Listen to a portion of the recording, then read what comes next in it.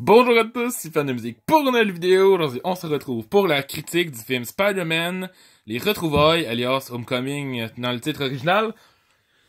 Avant toute chose, je veux simplement vous dire, désolé de la longue absence. Je sais que j'ai posté une petite vidéo il y a un mois, mais c'était pas exactement une vidéo comme je fais d'habitude. C'est plus une vidéo divers, variée et tout. Mais, cette fois-là, on est back pour le concept original de la chaîne. Je montrerai plus ce que j'ai acheté, puisqu'on s'entend dessus en 2018, ça intéresse plus personne de voir mes achats. Donc, j'ai décidé de faire des critiques de films. Je suis quelqu'un qui regarde beaucoup de films, donc je vais avoir du contenu, peut-être une vidéo par semaine, une vidéo 2 semaines, je vais voir ce que je fais, mais là c'est ça, c'était pas tant que je voulais pas faire de vidéo, parfois ça fait un bout que je pense à faire cette vidéo en particulier, et je sais déjà le titre, j'ai tout pensé à l'avance. Là, au cas où, au début de la vidéo, vous entendiez un bruit bizarre, c'était ma PS4. Oui, je suis en train de jouer à Detroit Become Human. Un jeu que je peux pas faire une critique maintenant, parce que, premièrement, c'est un jeu beaucoup trop complet. Pour le résumer en une vidéo de 15 minutes. Minimum 15 minutes. Et j'ai pas encore fait la moitié des fins possibles, donc c'est impossible de juger un jeu aussi complet. Mais là, on est back. Voilà, Spider-Man, les retrouvailles. Donc, je vais vous lire, comme d'habitude, l'histoire du film. Donc, après avoir fait d'électrisant début dans Captain America, la guerre civile, le jeune Peter Parker commence à se familiariser avec sa nouvelle identité de super-héros, muni de lance-toile. Emballé par son expérience avec les Avengers, Peter revient vivre chez lui auprès de sa tante May, sous l'œil vigilant de son nouveau mentor, Tony Stark. Peter tente de reprendre une vie normale, tiraillé par le désir de montrer qu'il est plus que le simple et gentil Spider-Man de votre quartier, mais lorsqu'un nouveau tour se révèle être un nouveau vilain, tout ce qui compte le plus dans la vie de Peter sera menacé. Donc, film mettant en vedette Tom Holland, Michael Keaton, Jon Favreau, Zendaya Coleman, Donald Glover, Tim Daly, Marisa Tomei et Robert Downey Jr. Donc, Robert Downey Jr. dans son rôle de Tony Stark, alias Iron Man. Comme vous pouvez le voir sur la pochette, il y a la tour Avengers ici, Iron Man, Spider-Man dans son nouveau costume. Donc, film réalisé par Marvel Studios, avec un caméo de Stan Lee, comme à l'habitude dans les films de Marvel. On a ici Sean Edwards qui met 5 étoiles, et quelqu'un qui dit que c'est le meilleur Spider-Man à vie. Mais moi, je suis pas d'accord avec lui, Bill Zwacker, je suis pas d'accord avec lui. Parce que moi, je vais vous expliquer pourquoi je n'ai pas aimé Spider-Man Homecoming. Parce que l'acteur qui joue Spider-Man est pas mauvais, c'est pas ça le problème. En fait, il ressemble beaucoup à Tobey Maguire dans un sens que c'est le même genre de personnage, le même genre de Spider-Man.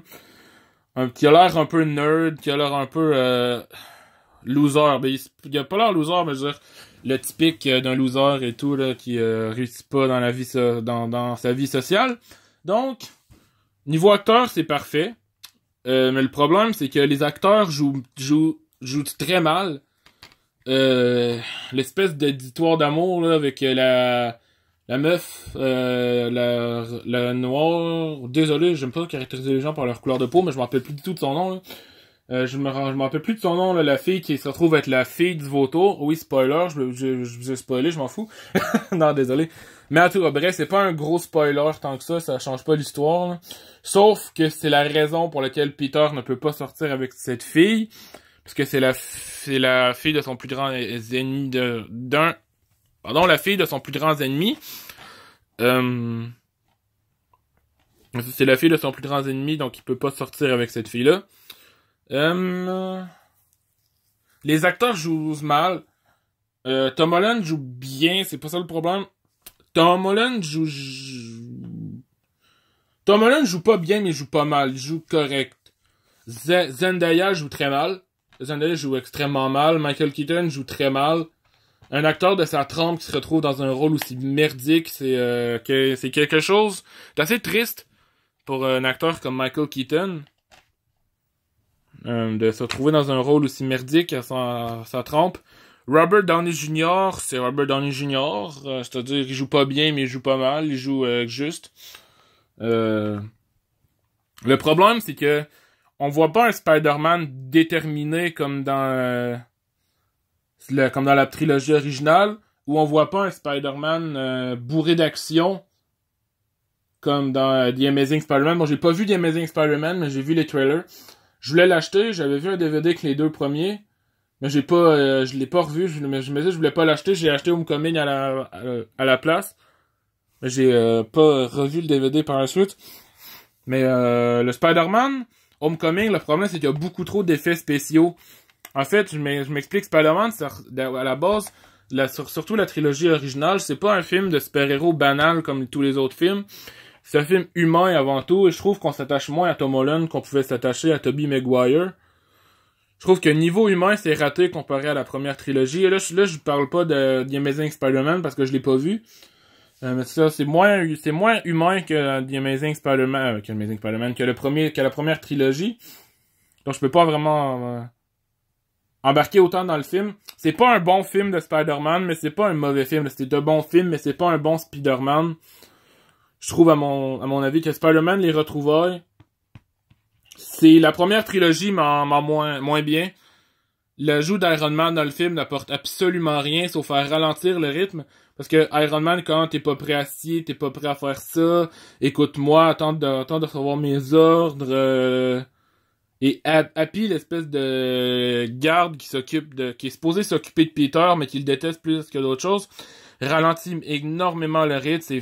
C'est pénible à regarder, en fait, comme rythme. Parce que quand tu regardes le premier film, la première trilogie, oui, c'est lent, mais c'est pour introduire le personnage. C'est pour introduire le personnage à l'univers cinématographique, mais là, on le connaît déjà, le personnage. Oui, c'est un nouvel univers, entre parenthèses, parce que c'est pas les mêmes acteurs, c'est pas la même actrice pour Tante May. Oui, leur Tante May est pas crédible du tout. On dirait la nouvelle belle-mère, en fait. C'est vraiment pas, on dirait pas une tante. La Tante May de la trilogie originale est beaucoup mieux, je trouve, à mon avis, là. Sinon, comme j'ai dit, l'ajout d'Iron Man fait ralentir le film plus que d'autres choses. Et quand on se met à faire l'action, c'est raté. C'est raté, je trouve, les scènes d'action. Ça ressemble pas à du Spider-Man. Il y a beaucoup trop d'effets spéciaux, beaucoup trop de trucs techno, beaucoup trop de gadgets, etc. Alors que Dr. Octopus, dans le premier film, je ramène toujours au premier film, parce que je les compare beaucoup, c'est ça le but. C'est pas ça le but à 100%, mais je m'explique. C'est les deux films que j'ai vus, la trilogie originale, je l'ai vu. Et j'ai vu ce film-là, Homecoming, et je les compare pour donner des points de comparaison aux gens qui regardent aussi la vidéo. Voilà, c'est ça. Spider-Man, les retrouvailles. Beaucoup trop techno quand tu vois Dr. Octopus dans le premier film. Oui, son costume est technologique, mais on le voit pas. On s'abandonne au film. On le voit pas vraiment parce que c'est bien fait, mais là, c'est mal fait. Le costume du vautour qui est basé que sur la technologie. Même le costume des Spider-Man. Et ce que j'ai un problème aussi avec certaines scènes du film, puisque c'est basé sur l'humour. Certaines scènes du film sont basées sur l'humour. Et je trouve que l'humour, ça va pas dans un Spider-Man. Quand tu vois le premier film, il y a aucune scène drôle dans la première trilogie. Il y a aucune scène drôle dans Spider-Man. La première trilogie avec Tobey Maguire, il y a aucune scène drôle. Mais dans ce film-là, il y a des scènes qui sont basées que sur l'humour. Et je suis désolé, mais ils ont foutu un ami à Peter Parker, mais il est plus chiant qu'autre chose. Il apporte absolument rien au film. Sauf la scène où il sauve Peter, mais même là, Spider-Man n'a pas besoin d'être sauvé normalement. Spider-Man, sauf que là, il a son costume techno qu'il a plus, parce que je pense qu'à ce moment-là du film, il se l'est fait confisquer par Tony Stark. Donc c'est ça, je trouve que l'ajout d'Iron Man est plus chiante que d'autres choses. Mais pour conclure, ça reste un bon film, mais c'est pas un bon Spider-Man. Si vous adorez Spider-Man et que vous jurez que par ça, mettons, en termes de super-héros, je pense pas que vous allez aimer ce film-là. Que ça ressemble pas vraiment à ce qui s'est fait par le passé. On dirait un film pour ados. On dirait un film banal pour ados. Ça me fait penser à Deadpool un peu. Basé sur l'humour. Mais Deadpool, ça marche parce que c'est ça qu'on s'attend de lui. Mais c'est pas ce qu'on s'attend de Spider-Man. Oui, on sait que ses répliques aux ennemis peuvent être drôles parfois, mais j'ai remarqué que c'est surtout dans les jeux et dans les comics qui fait ça. Pas tant dans les films, dans les films comme ça.